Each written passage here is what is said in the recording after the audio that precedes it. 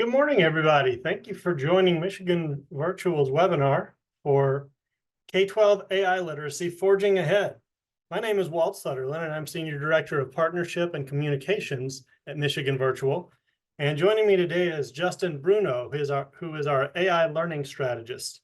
We want to make special thanks for the personal invitation to participate today from Aaron Moat at Innovate EDU and the National AI Literacy Day campaign. So we're going to have a conversation with Justin, asking a little bit about the history of how Michigan Virtual has supported AI literacy over the past year and where things may be going. So without further ado, I'm going to introduce Justin. Thanks, everyone. Thanks, Walt. Appreciate everyone for joining us today. Looks like we have almost 40 folks in attendance, so that's great. Hopefully, wherever you are in Michigan, it is bright and sunny like it is here in Lansing. Wish it were a little bit warmer, but I'm sure warmer days are just around the corner. Looking forward to a really high-level introductory webinar conversation around AI literacy as part of this National AI Literacy Day effort. And as we go through the presentation, I think we'll have some Q&A opportunities through the chat and through the Q&A feature in Zoom. So as folks have questions, feel free to type those in, and we'll make sure that we try to get to those questions and address what you're looking to get answers for. So like Walt mentioned, and like what I mentioned, we're doing this as part of National AI Literacy Day, which you can find more information about at ailiteracyday.org, which is being organized by Innovate EDU, and they have quite a few other national nonprofit partners involved in that. But basic idea is to just get more folks aware of AI technologies and the impact that they're having in schools and in school districts and in learning environments right now. So we're happy to be part of this effort. There are tons of other events, community events, national events, PD, other sorts of resources being offered through National AI Literacy Day. So we recommend checking out that website sometime today if you get a chance. And if you are tweeting or posting on X or LinkedIn or any of the other platforms that you might use, we encourage you to use hashtag AI Literacy Day so that we can make sure that we're all seeing one another's posts in those feeds. So we are going to, like I mentioned, have a pretty high level conversation. I'll give you a little bit of background for those of you who aren't familiar with our organization, Michigan Virtual, and our newly created portion of the Institute, the AI Lab. We'll spend a little bit of time talking about what AI is, what sorts of implementation and penetration we're seeing of AI technologies in learning environments, schools, and otherwise. Then we'll try to define what AI literacy really is. We'll outline the need for that, and then we'll give you a little bit of an insight in terms of what we've been doing at Michigan Virtual to help in those efforts. And you can see some of the exciting stuff that's happening in schools all around the state, and we're excited to do that. And then we'll get into next steps, thinking about where the next year of all of this work is going to go and what it will result in. So for those of you who aren't familiar, we are representing Michigan Virtual. We're a 501c3 state-funded nonprofit, mostly known for being a provider of online courses and online instruction, mostly at the 6 through 12 grade levels. We've been around for over 25 years now doing that work. Just in the last 10 years, we have stood up what we're calling, or what is called, the Michigan Virtual Learning Research Institute, which is a division of our organization that looks at identifying best practices, conducting research around digital learning, technology-enhanced learning, virtual learning. And just in the last 6 months, as part of that Learning Research Institute, we have stood up our AI Lab. And I think am our only full-time employee of the AI Lab. And that's my role right now, doing webinars, professional learning, consultation with school districts, which you'll hear a little bit about toward the end of the session here, working with schools to figure out this entirely new landscape of what learning, what teaching, what school will look like with an all-new general purpose technology of artificial intelligence being infused into those processes. And so what we've been able to do just in the last 6 months since starting our AI Lab We are out on the road, like I mentioned, providing educator support around the topic of AI, working with school districts on AI integration, and we'll talk about a little bit about our framework for helping integrate AI technologies through a specific lens that way. Professional development, program piloting, so working with schools to try new AI technologies, think about their usefulness, evaluate their usefulness in their own schools, in their own context. Talking with educators, with students, with folks who work in the education space about the ethics of AI, which is a really important topic and something we don't want to diminish whatsoever, because there are a lot of ethical implications with a really big general purpose technology like this, and trying to help schools and folks who work in education think through those ethical considerations and ethical issues. Conducting research, like I mentioned, we have been around as a research institute for 10 years, so we've got researchers on hand who are helping us understand the landscape of AI implementation in schools, working to understand how teachers, educators feel about AI, how they're using AI, what they've learned about in terms of its limitations, its capabilities, its effectiveness and usefulness in teaching and learning contexts. And then partnering with school districts to, again, work through a kind of a longer term process of AI implementation. What that work looks like, I think maybe these numbers are probably even a little bit out of date over the last couple of weeks, but we've been on the road, like I mentioned, doing over 115 presentations and workshops with all the folks from district leadership, building leadership, teacher, professional development, instructional coaches, ISDs, all kinds of different audiences who have worked with us through trying to come up with answers together. Because that's one thing I'll make clear through the course of this presentation, is that no one really has any answers right now. We have good questions, trying to figure out how to ask the best questions and come up with answers over time, thinking about this new technology. We've got what we're calling like our user work group or integration work group. We meet monthly on a monthly basis with people from all across the state so they can share with one another about what they're doing when it comes to using AI, thinking about policy development, thinking about piloting new technologies, and updating teaching practices using AI. I'll mention at the end of our session here, michiganvirtual.org/AI. We publish articles, research articles, blog posts, links to our online PD, and for if anyone has an interest in doing face-to-face professional development, that's what I'm doing almost on a full-time basis, is face-to-face professional development with teachers and other groups, publishing that research. And then this past December, we hosted our first ever Michigan AI Summit in conjunction with McCall, which was, I think, a really big success. We had about 400 attendees and folks from across the state who were presenting about their work in AI. So it's just great to kind of form a really solid community of practice around this. And again, not necessarily having all the right answers, but making sure we're asking the right questions to determine where this is all going to go. So this is, like I mentioned, our integration framework. This is one of the first things that we published through the AI Lab to help school districts think about where AI and its use could become really visible and really impactful across all sorts of different operations and domains of the school district. So general purpose technology, meaning technology that's as prevalent and impactful as something like electricity, the internet, all sorts of things that are basically kind of in the background now, right? The things that we kind of take for granted when we go about our day-to-day lives within society or within schools. We think AI is going to be just as big. It's going to impact all sorts of these domains by being that widely adopted and that operational in the background. What we've basically argued is that you can kind of break the school district operations into 8 different domains, all the way from leadership and vision down to outreach and communication with school communities and families and those sorts of things. And we've basically said from any of these different domains, whether it's in the classroom, whether it's at the leadership level, whether it's in the back office, AI will be that impactful. And we as school districts should be thinking about where we are on our AI implementation journey. Are we still just investigating and trying to understand what these technologies are, what they can do, how they can be applied? Are we starting to implement these technologies, put them into practice, and tie them back to outcomes in some way?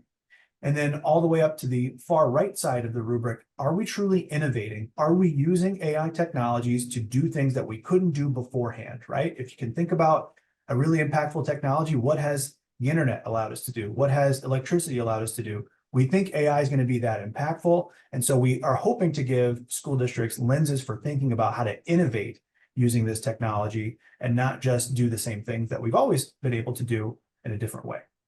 Justin, thanks for showing all that the AI lab, aka you, and your team have done this year. We have a national audience, so I want to take you back a step to what exactly is artificial intelligence? Because I think we might have some participants that would need that ground level, and then we'll work up farther. Sure. And I'll be really broad. And just a caveat, I am not a computer scientist. I am not really a technologist. I was a history major and an education professional for a long time.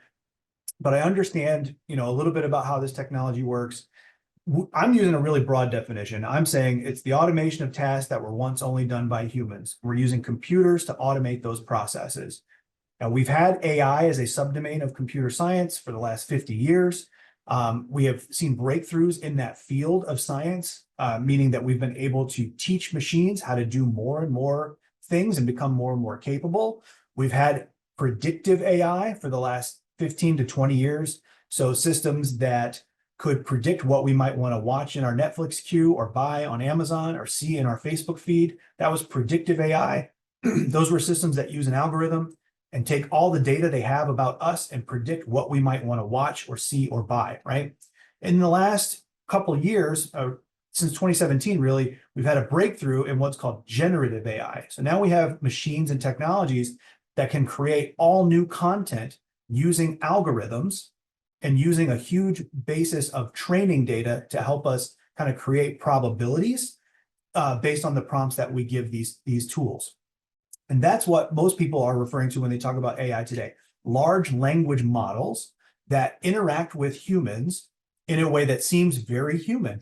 So you might have heard of ChatGPT or some of these other large language models where users come and ask questions, they ask it to perform tasks, and these models are able to do those things because of the large amount of training data that they're built on. And they do seem to be verging into that middle category of strong AI. Sometimes when you interact with ChatGPT or these other systems, it seems like they're thinking, it seems like they're reasoning. Now, most technologists or computer scientists would tell us that they're not, but they seem to be. They seem to be moving toward what these companies want to eventually build and achieve is artificial general intelligence, which is the far right column, meaning a system or a machine that can do anything a human can do that's economically valuable. There's a lot of debate in the field about whether we'll ever achieve artificial general intelligence, and if we do, how long it will take. But the release of ChatGPT in November of 2022 and these large language models has gotten people on high alert about what we are now being able to see these machines do. So if you've not used ChatGPT, I highly recommend doing so. It's probably the most popular out of all of these large language models. There are lots of other large language models and chatbots that are out there for you to experience.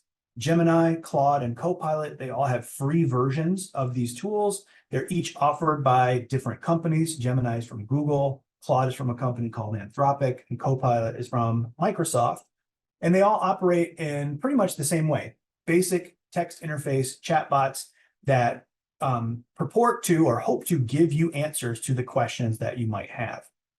There are issues with these technologies, which I'll talk about in a little bit, but they are pretty powerful, pretty capable in what they can do. So if you've not played with them, I highly recommend spending some time with them so you can kind of test their limitations and understand their capabilities. Another tool that we're seeing a lot of interest and use in right now is called Perplexity, which is kind of like a hybrid of a AI chatbot and a search engine. And so it allows users to find answers to the questions that they have, but then tries to pull in cited sources to be able to kind of back up those answers and vet the sources from which it's citing its information. So I would say these are among the more popular of the AI general large language models or general tools that people are using right now. Right now, AI is pretty good at being a co-pilot. It can be there to assist you, to answer questions, to do some really basic tasks for you. And it can maybe even write lines of code, provide answers, write emails, in some cases generate images with some of the image generators that we have. It's getting better if we come down a step to being a delegate. So actually being able to do the work that you ask it to do with less and less oversight. So I use a rule of thumb, even with the paid versions of these tools like ChatGPT 4 and Microsoft Copilot, I use a rule of thumb to say, like, I might use a chatbot to get me 75 to 80% of the way there in terms of whatever it is I'm trying to do. Write an email, create a document, create something, right, that I need for the course of my work or something that I'm trying to make. Then I might spend the final 20% or 25% revising or asking ChatGPT to revise and go through different iterations to really get exactly what I want it to do, right? I'm the supervising that tool, right? I'm making sure that it's producing what I want it to produce. These companies like OpenAI and Claude and others are starting to think about how to produce what are called agents. And so there's some early research on what agents are able to do. Basically, the idea of an agent would be something that you give a broad task to, and that agent would be able to execute that task without review. So it would be able to do more capable things, say, than just write an email. It could actually execute a function for you and then do it right the first time. Okay, so there's some research out there showing that one of these agents that's in testing right now, the researchers put it through a test to say, I want you as an agent to go and pass the California driver's test. So that agent would go out to the website. It has full authority and control over a laptop, go out to the California DMV's website, find the test for the written portion of the California driver's test, take that test and pass that test. So that agent is now almost fully certified to drive a car in the state of California. There are other kind of hypotheticals that people are building agents around, like, say, wouldn't it be nice to have an AI assistant or an AI intern who could book your vacations for you, right? Or could do your shopping for you. These are the systems that these companies are working on, and I think we're going to hear a lot more about in the next couple of years.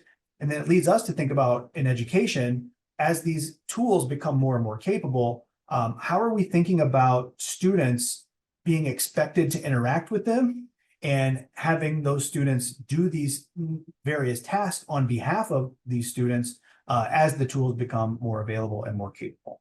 Justin, you've been, this week alone, you've been in California talking to ed tech people. You've been back in Michigan talking to curriculum directors and school boards at the county level. What concerns are you hearing that people are having about artificial intelligent technologies? My gosh, well, it depends on where you're coming from, right? So people have lots of concerns based on their own personal experience with technology, based on their own opinions about the prevalence of technology. But there are, I think, a lot of concerns can fall under maybe these 5 general buckets, right? The first thing is that if you've got any experience with ChatGPT or some of these other chatbots, you may have heard of this term hallucination. So these chatbots are not factually accurate. There's not a great mechanism for them to kind of factually check themselves. They are not, they're really, all they are at their core are probability engines, right? They're trying to predict the next word in a sentence. So just like when you type a text to someone on your phone or type an email and you see some algorithm is trying to predict the next word in your text or in your email, that's exactly what these systems do, but they are kind of supercharged with way more data such that they're able to give a better output, right? However, they are still not 100%, they're nowhere near 100% accurate. So what we basically are hearing a lot of is instances where folks are using these chatbots and not fact checking them.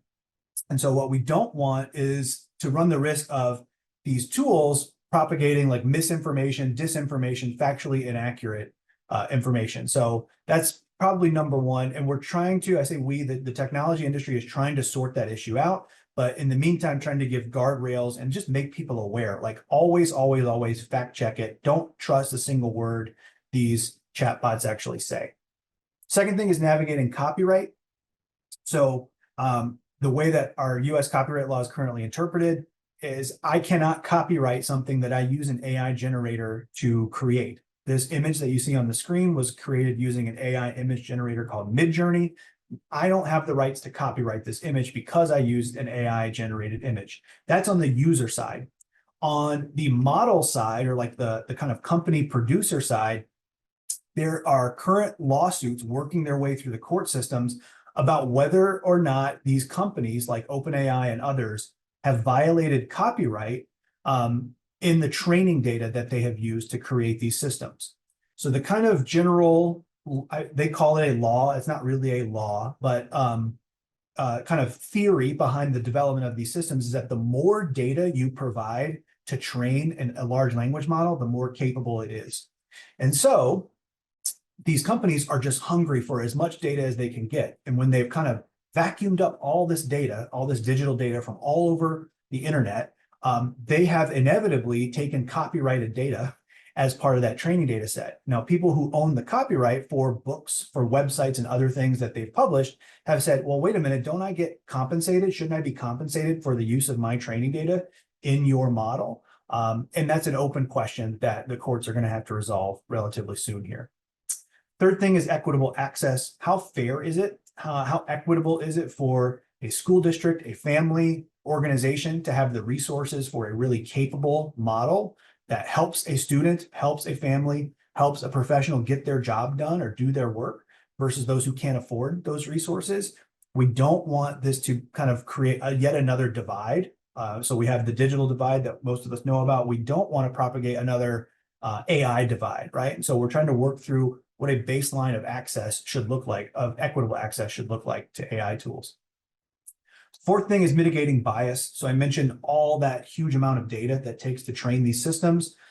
If you think about all the data that's been created and published throughout human history, books, websites, academic journals, medical journals, all sorts of things are laced with bias and laced with inaccurate information. And that bias can sometimes leak out in the output of these chatbots. You may have seen some news stories about this where basically, if you were to ask maybe one of the image generators to say, create an image of a doctor, it would only come back with the image of a male doctor because it was not trained and tagged on enough images of female doctors, right? And so the companies are trying to figure out how to mitigate that bias, and they're kind of walking a very fine line and trying to do that because some of them have tried to overcorrect for that bias and they've gotten in trouble for then producing things that are just totally off the wall and inaccurate.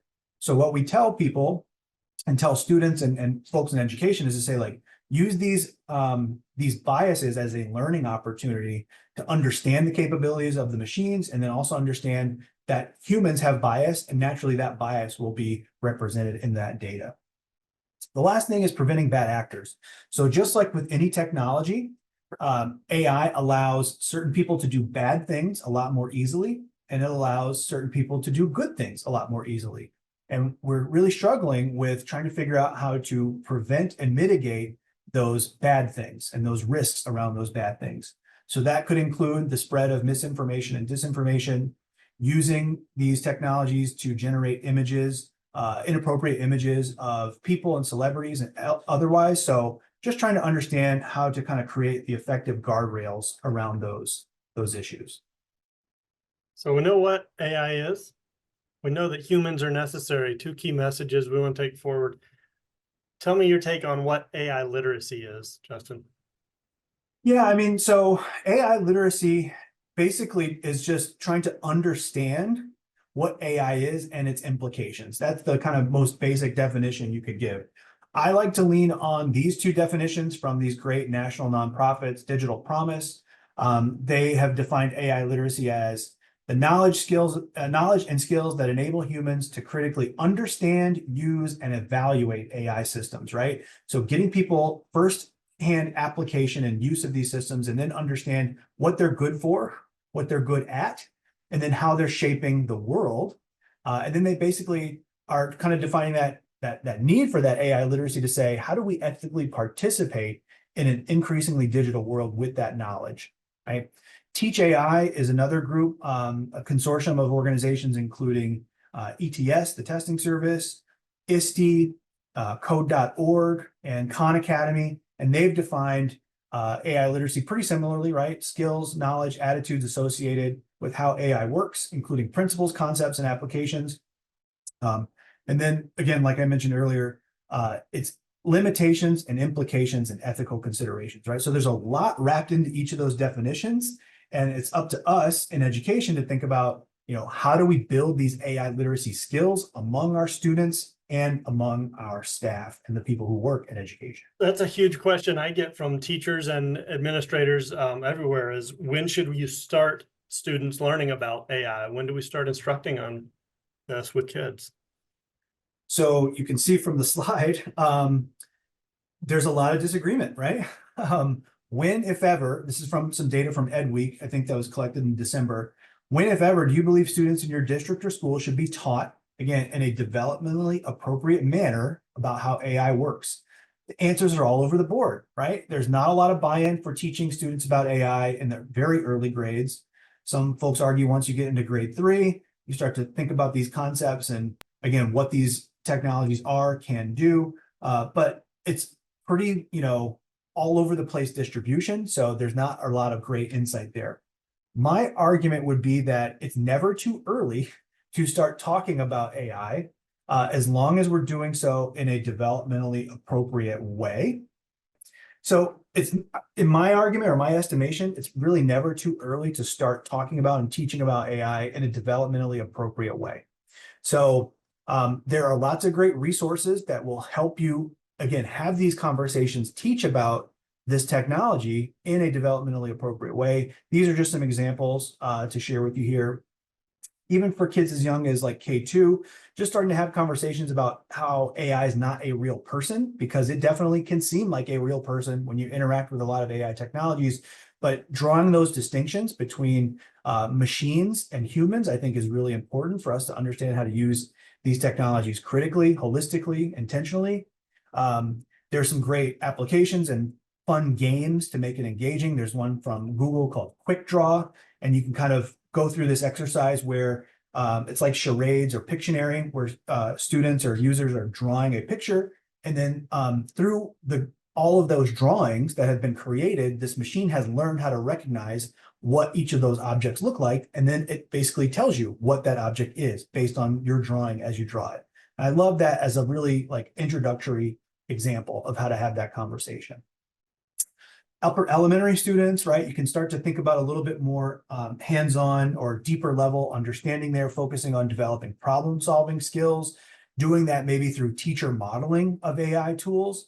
This is a quote from an Ed Week article from a teacher basically talking about how to be thoughtful about which platform that they're using, showing your students how you as a professional are using it to work through problem solving, because that's what these tools are designed to do. That's what they are actually, how they are actually designed.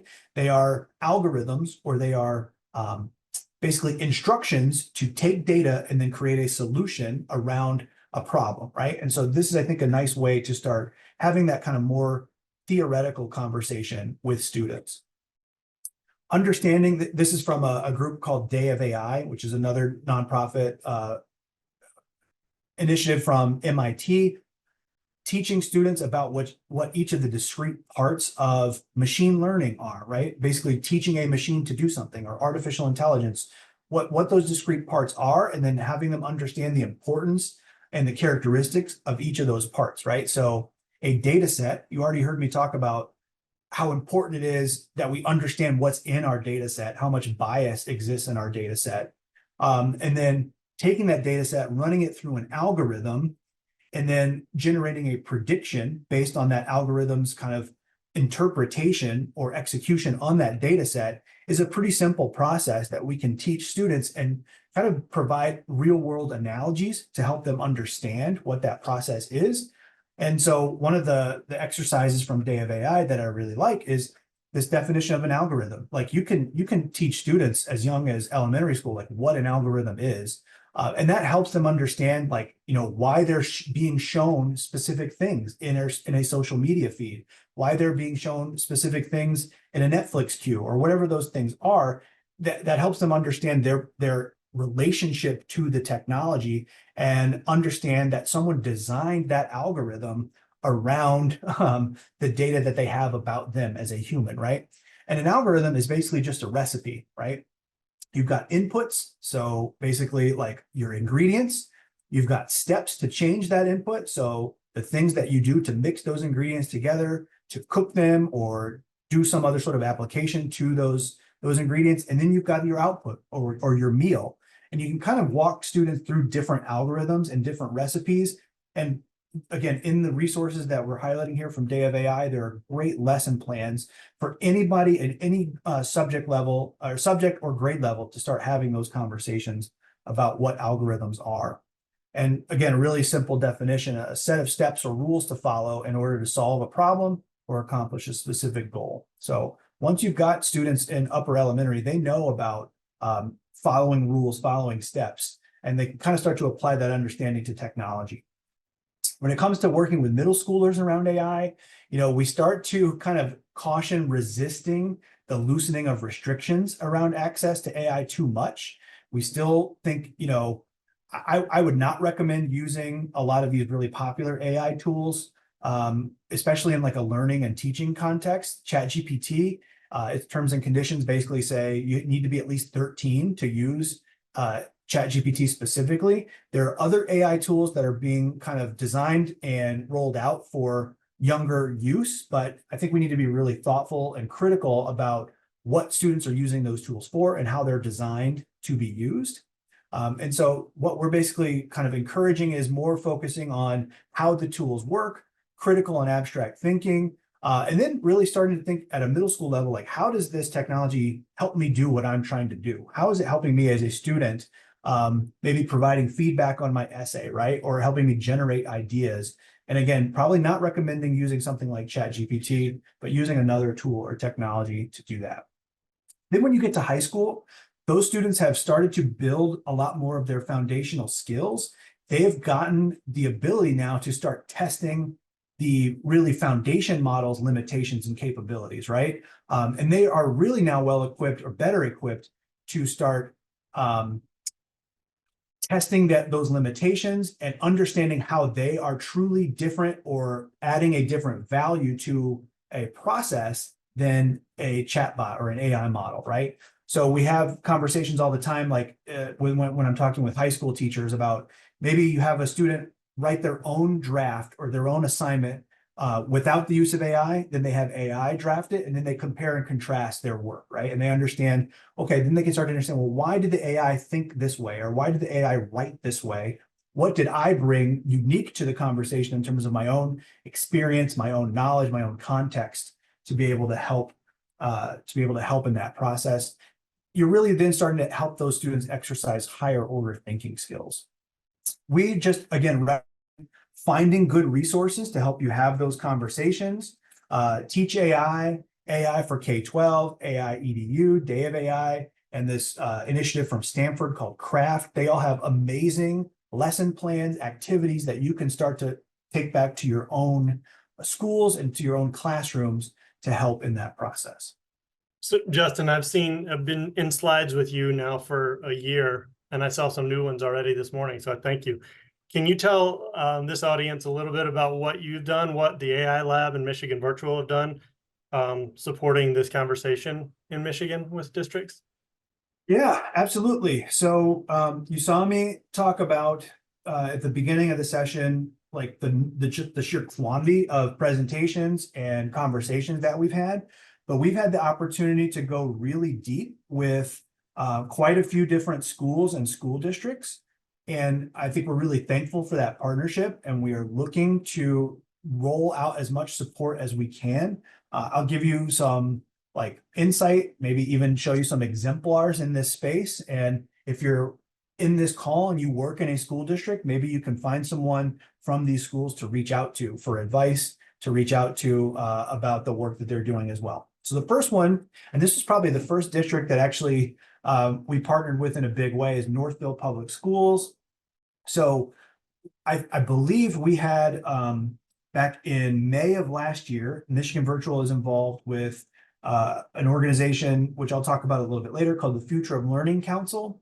And we were able to present at their annual summit about the work that we were doing with AI, made some connections with some folks in Northville through that work.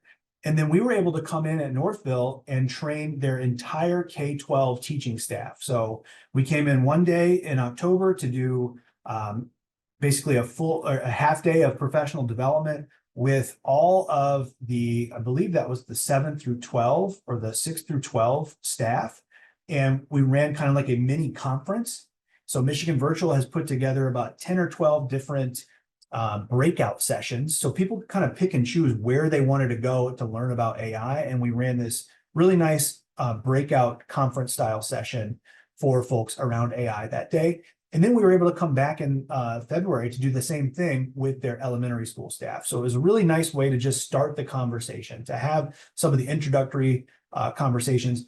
Among our sessions, one of them is just tool demonstration, and we help people get exposed to and learn about new AI tools, that are specifically designed for education and designed for teachers. And so then right after those sessions, we've got lots of buy-in about how to use those tools to help them save time and do things differently in their own practice.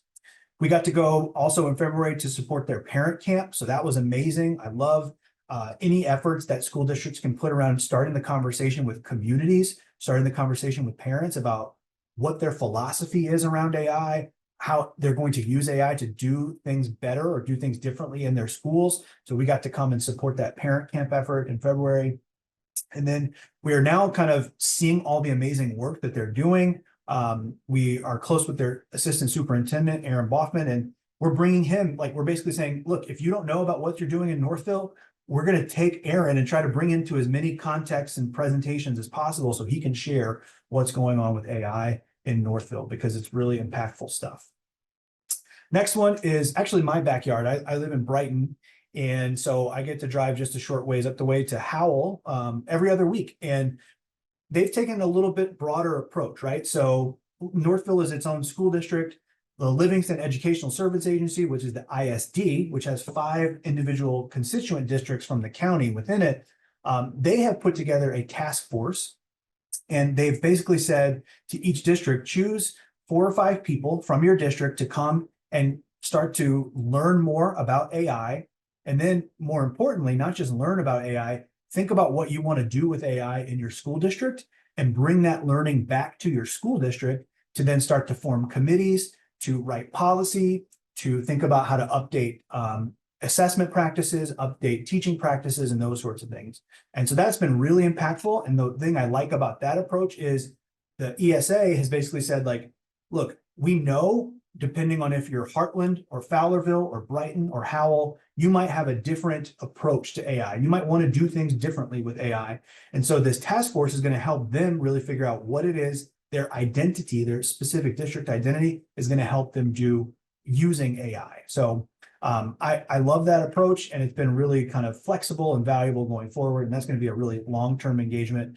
And then just a couple nights ago, the ESA brought in all of the board members from the county together, and they got to hear from experts in the field who are using AI and ask those questions. And so that was a really, really cool opportunity and a great way to just start the outreach with parents and communities again.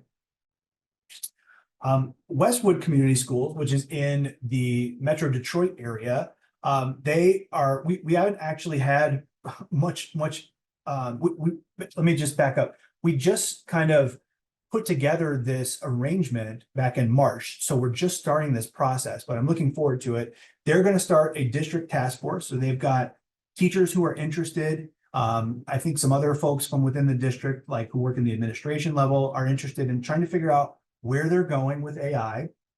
And that task force is going to be working with Michigan Virtual to think about how to roll training out to different groups and then start to think about policy development for their district. And then one of the things that they're looking for support on, and we're going to help them with, is AI tool vetting. So just in the last year and a half since ChatGPT launched, there's something like 40,000 new AI tools on the market. Probably quarter to a half of those are like education focused, right? So it's so hard to just keep up with the amount of new tools that come out, whether or not they're safe for use, whether or not they're safe for use in a school district setting specifically. So we're going to help them kind of go through that tool vetting process to test some of those tools and think about what's going to work best for each of their contexts, whether that's their English teacher, their math teacher, their community outreach, all sorts of things that we're going to help them kind of make those connections on, which I'm looking forward to. Another group that we're working with is Grosse Pointe Public Schools. And the thing that I like around working with Grosse Pointe is they also have a task force. Their task force it's a pretty large group, about 30 people. And they've got folks from the classroom level, administration, the community. They've got students on their task force, which I really like. So they're getting to hear from students about their own opinions and where they think they should be allowed to use or explore some of these different AI technologies. And they're going to take all that learning and they're going to start to formalize more policy around this, right? And they're going to try to write a policy that works for all their teachers, that works for all of their students. And through that process, even they may start thinking about evolving their own instructional models, right? How are they going to think about teaching differently, learning differently once AI starts to become more embedded at all points of the process? That's where they're going. And we're really thankful to have that partnership. And I get to basically work one-on-one with the person from the district who heads that task force to provide resources, to provide ideas for workshops for that task force. And it's basically like a really kind of co-learning process that we get to engage in through that work. And then the last thing I'll mention is that outside of working with just specific school districts, we are trying to bring together districts from around the state to participate in statewide pilots of AI tools. So one thing that we were fortunate enough to do is work with Khan Academy. So Khan Academy has Conmigo, which is this chatbot that is not like ChatGPT. So ChatGPT is basically designed to give you the best answer the first time, right? That is not what we want when we're working in education. We want students to develop their own knowledge, their own thinking, their own skills to arrive at the best answer over time.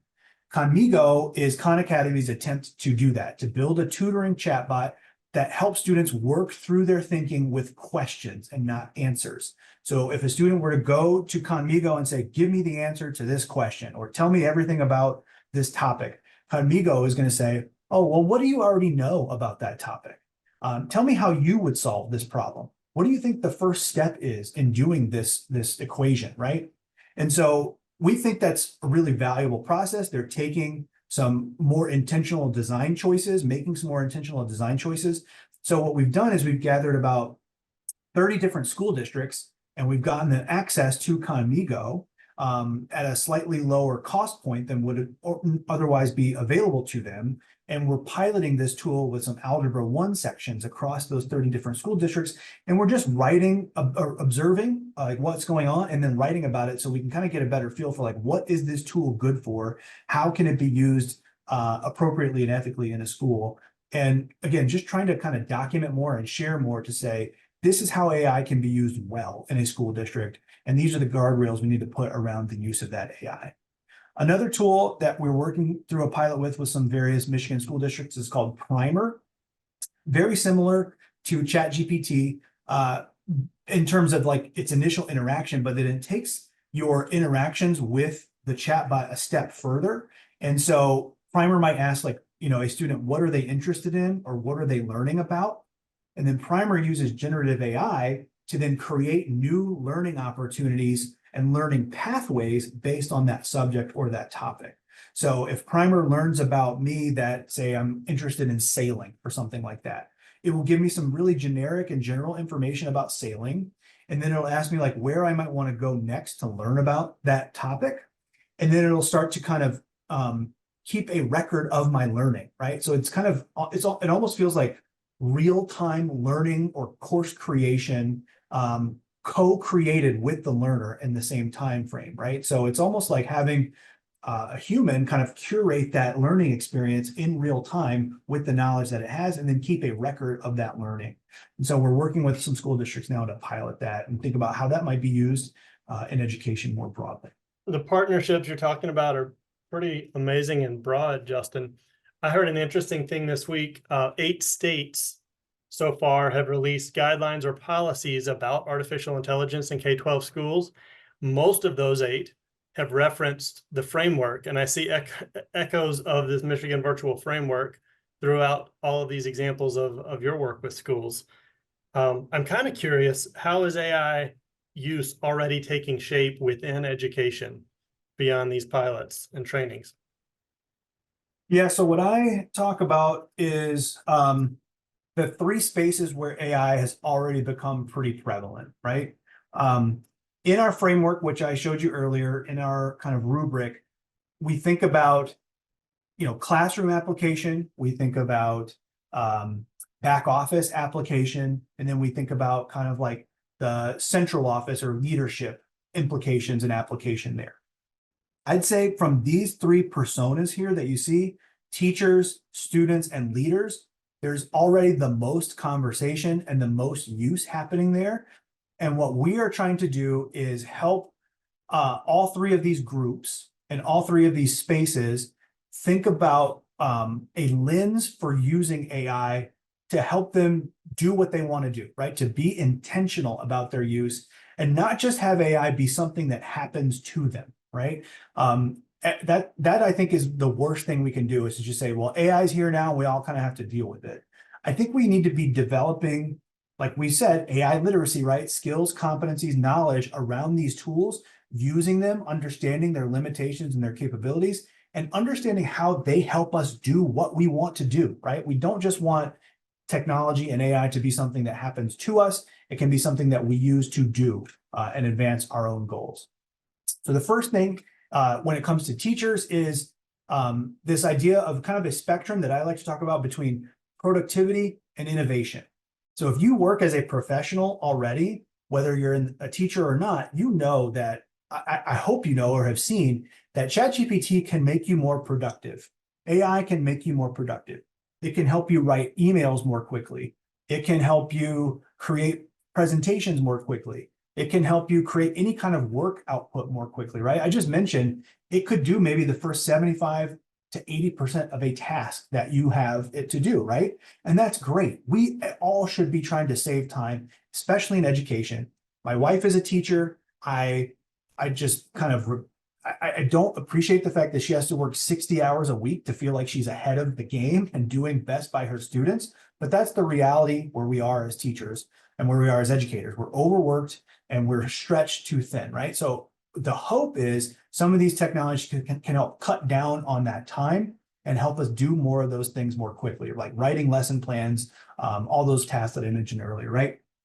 But what we want to see is AI technologies or any technology help us do things better, right? How do we help? How do we innovate what we're trying to do? How can we reach more students, engage more students? That's what we are trying to do. And we have some kind of frameworks, different tools that we point people toward that help them do that, how to write good prompts and help people understand, like, again, what their goal is with using the technology. And we're seeing more of that too. ChatGPT and some of these other tools are good at differentiating or coming up with different analogies or connections across subject areas, coming up with really engaging projects for students, right? So that, I think, falls on the innovation side more than the productivity side. And I think we need to be aiming in that direction as much as we can. Second thing is student use. I mean, this is probably the thing that lit the whole world or the whole education world up in the last year. Like, ChatGPT is just a cheating tool, right? ChatGPT is going to shortcut the learning process. AI tools are going to kind of make us non-thinkers at this point. I just walked you through kind of like how to scaffold the use of AI among different age groups and age levels to think about how to, when it's appropriate to use AI and when it's not. And I think this is the more nuanced conversation we should be having between cheating versus not cheating. It's about using AI to do a task versus using AI for learning, right? When is using AI actually going to enhance the learning process? I don't think ChatGPT is designed for learning. You just heard me say that. I said that it's not recommended for kids to use under the age of 13. It's designed for task performance. It's trying to give you the right answer the first time. Learning requires what we call like desirable difficulty. You have to engage in a little bit of a struggle before you get to the point where you actually internalize some new knowledge, right? And demonstrate that knowledge. What we're seeing now is basically teachers, people who create assessments, all kinds of folks involved in the education space trying to think about when it's appropriate to use AI within an assignment, when it's not, And when you are using AI, which tool are you using and how are you using it to ensure that you're still learning something that you didn't know beforehand, right? So that involves all sorts of different things, changing our objectives and our assignments, changing our assignments in general, like what we include as assignments and what not to include, involving more metacognitive learning processes, like, having students do more reflection, more opinion sharing, those sorts of things. I think we're really changing the assessment process because of AI to kind of be more focused on the process of learning than strictly task performance. Last thing I'll mention, and I talked about this a little bit already, leaders in this space are trying to find the right balance between mitigating the risks. So you heard me talk about all the potential pitfalls of AI around misinformation, bias, misuse, those sorts of things, and the data privacy concerns with some of these tools, and experimentation, because we don't know what it can be good for unless we use it. We don't know what it will help with unless we learn about it and use it. So leaders are trying to find the right policies, the right guidelines, to find the right balance between risk mitigation and experimentation. And it's different everywhere you go. I've got tons of examples of policies from all across the state. Like Walt mentioned, there are policies and guidelines from different states across the country. They're all slightly different based on where you're trying to go as a school district or as an educator, but you can't figure that out unless you spend time with the tools, test them and evaluate them and see what their actual impact is. The big thing that we have kind of realized through this work, especially working with like the Future of Learning Council, is to say, when we go and ask school districts, like, well, how do you think AI is going to impact your work? Like, what we're finding is that maybe not a lot of school districts understand what their work is or should be at a really deep level, right? I think we all have strategic plans. We have curriculum that we have to follow. We have ideas around, I shouldn't even say strategic plans, school improvement plans, right? But this is calling into question, I think AI is calling into question, like what we want our students to be, how we want our students to operate in a world where AI is going to be prevalent once they leave our school districts. And so what we're having conversations around is like, well, do you have a really deep understanding of like what a graduate looks like when they leave your school district? And this is an exercise called Portrait of a Graduate. Like, can we think about some of the non-academic things that we want our students to be and do and have as a result of coming through an education in our school? If we can start to document that, come up with what we want our students to look like by the time they leave, then we can start to slot in the ideas around how AI impacts that. How can AI help that or undermine it at certain points if we don't put the right guardrails around the use of AI? So that's a really deep, deep conversation. That's not something you get out of, a 1 hour presentation like today, or even a half-day training. And that's the conversations that we're having. So Justin, if I'm a school leader stepping off from here, you just pulled it up. Yeah. where do I go next? Yeah, where do you go next? I mean, I think you can't get started unless you spend a good amount of time becoming familiar yourself as a school leader. Like, hopefully you're not going to an AI session every other week and leaving with more questions than answers.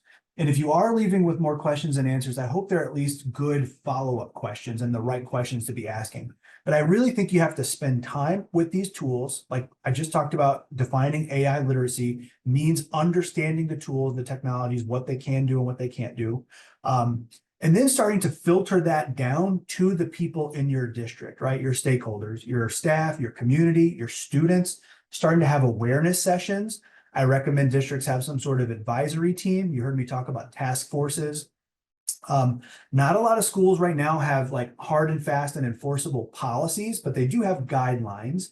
We've got great guidance for staff use on our website. We pull and highlight staff guidelines from all around the country and student use guidelines from all around the country. Having workshop sessions where people can come in and play with different tools. Michigan Virtual offers some of those workshop sessions, like I mentioned. And then you got to actually start to do your building, right? Are you building more PD? Are you refining those guidelines with output or with input from your stakeholders? Are you having teachers start to adapt their assessment strategies? At what point are you going to start having the critical conversations with students about AI? And not just in a cheating context, right? How are you talking to students, like I mentioned earlier, about what AI is and how they should be thinking about AI's impact on their life? ongoing training through that effort.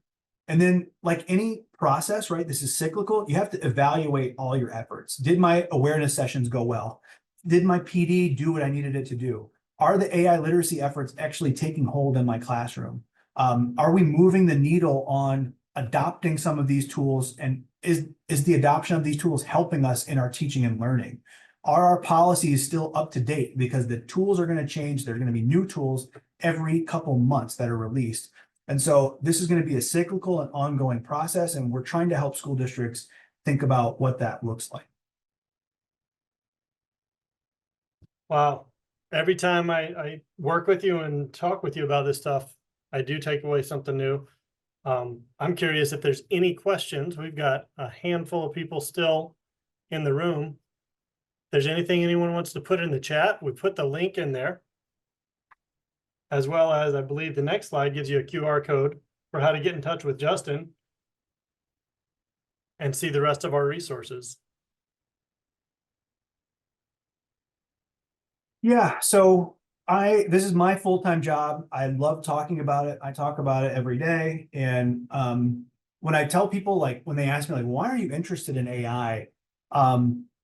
I think it's because it raises the big questions, and I like the big questions that don't have a lot of like concrete answers, right? So I love talking about this stuff.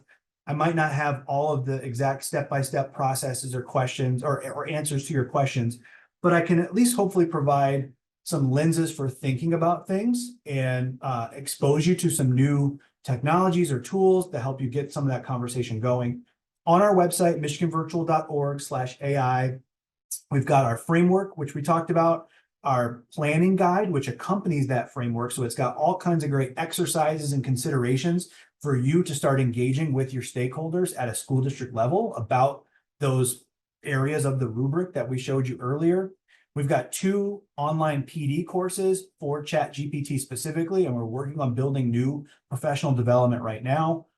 We come out and do customized workshops, customized PD for people at any kind of audience. So if you are looking for teacher training, leadership training, instructional coaching training, whatever that might be, we will come out and do that training with you and for you if you're interested. We've got examples of K-12 AI usage. We're writing blog posts and articles all the time to just showcase what's going on in different districts. That's our benefit of being a statewide organization. We can showcase and highlight some of that work. So if you're interested in learning more, you want to do more in this space, just drop me a line at jbruno@michiganvirtual.org. Check out our website, and we would love to work with you or think about how to help you through some of these questions. Well, seeing no questions currently in the chat, there's a lot of people grateful and thanking you for your time. I know you've had a long week. So everyone have a really great weekend. Thanks, Justin. Thanks, everyone. Take care.